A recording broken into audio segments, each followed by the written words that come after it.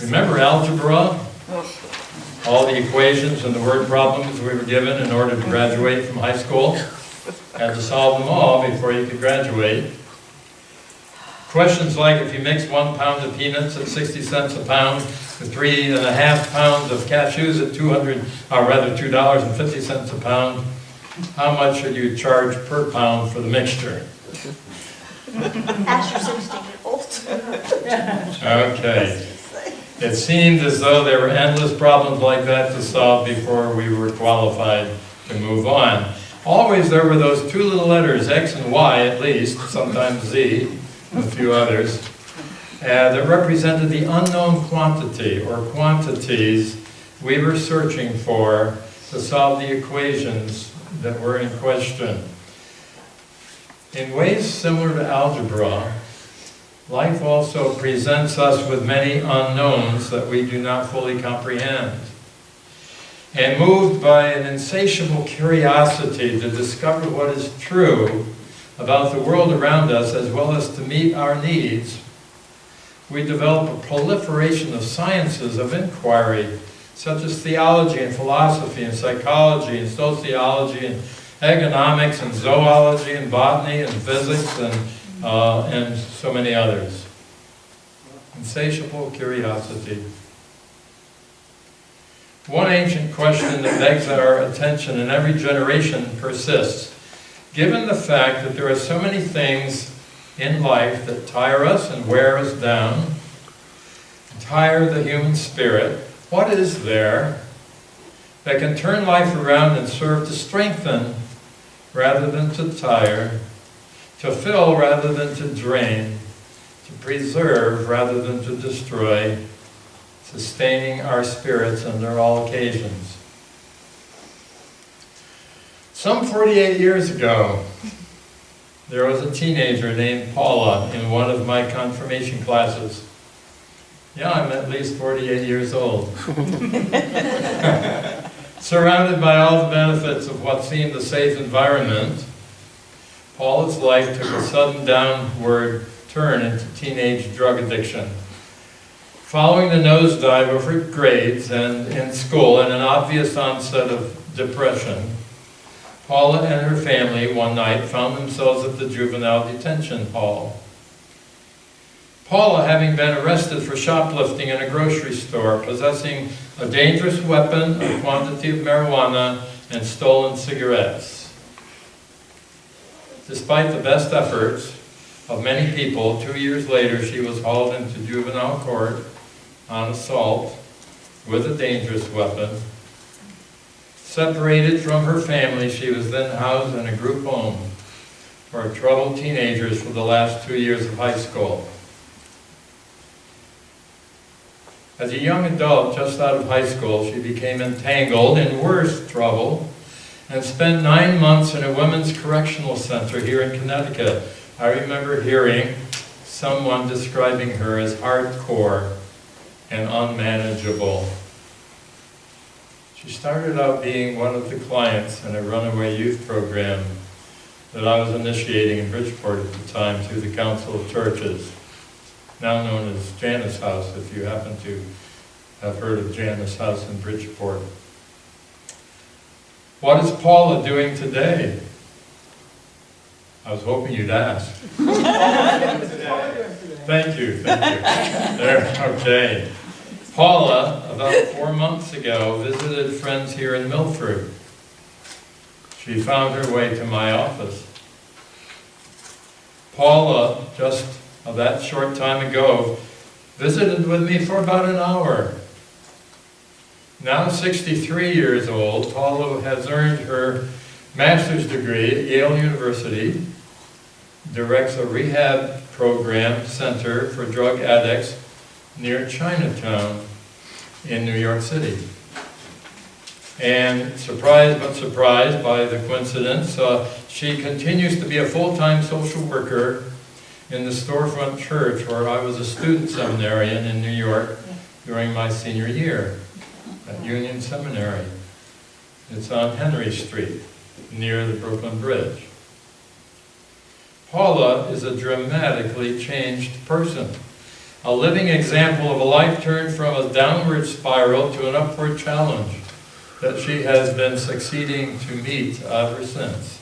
Just as one attempts to solve an algebraic expression for an unknown quantity, I asked Paula what the unknown quantity was that made and is making the difference. At age 22, during her 9 months in jail, Paula was befriended by a persistently friendly prison chaplain who invited her to worship. She resisted, but finally she attended a communion service. Communion service, just like our table is set for us today. She had concluded in her own mind that her life had been and was going to be a series of repeated failures when all at once the words were spoken, "This is my body, broken for you. This is my blood, shed for you." For me, she thought. Never had she heard those words coming at her personally before. Never had she been grasped by the intense message of that for her.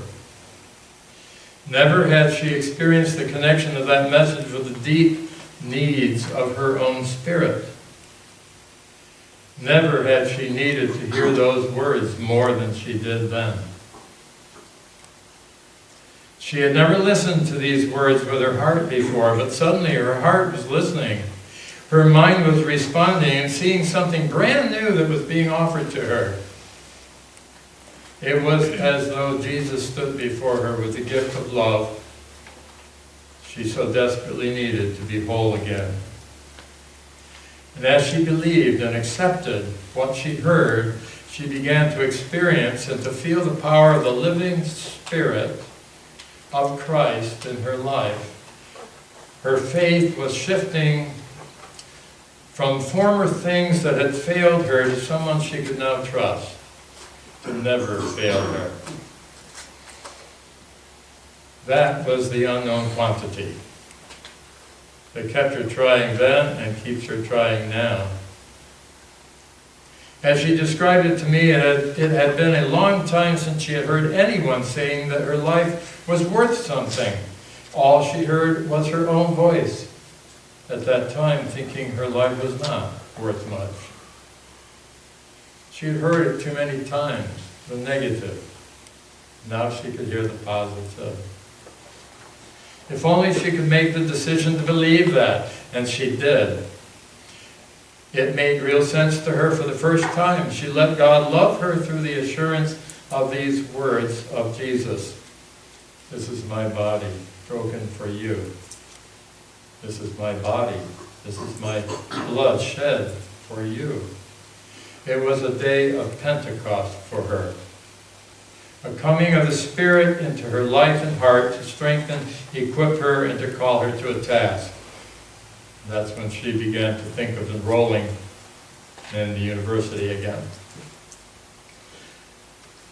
Did any of you used to watch Touched by an Angel on TV? Mm-hmm.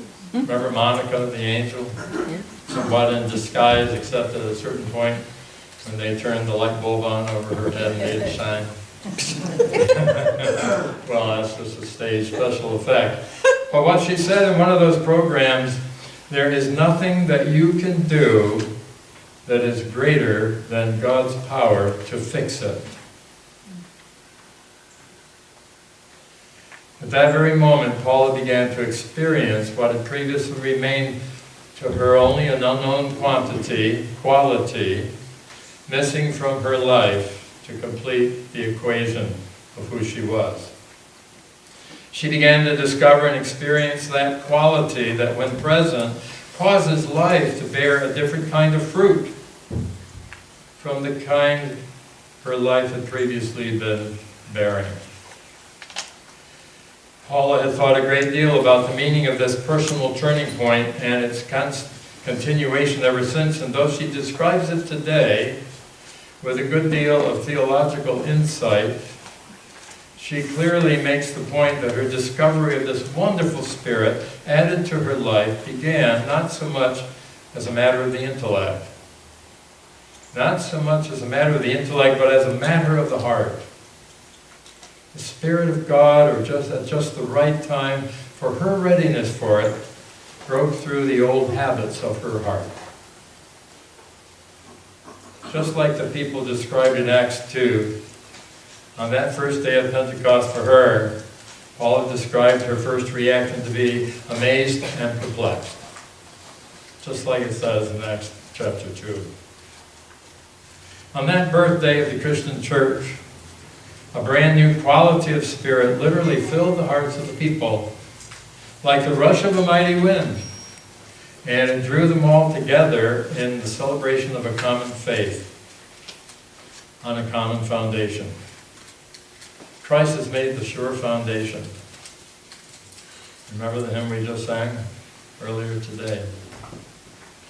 Jesus had told his followers this would happen following his leaving them in the flesh.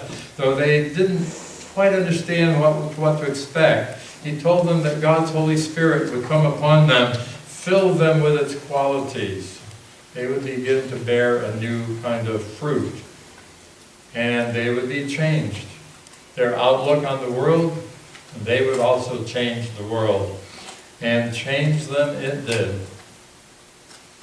The timid became brave, the fearful became courageous, the inarticulate found words, the discouraged found hope, the faithless found Christ. And Paula found a new life she didn't know was possible before. We are trying to open the doors to the Holy Spirit. When we have focus groups meetings at the end of March, we're having a committee begin to meet on June 13th to sort through all of the wonderful, inspired, heartfelt ideas that many of you contributed in those groups. And out of that will emerge whatever the Spirit holds before us.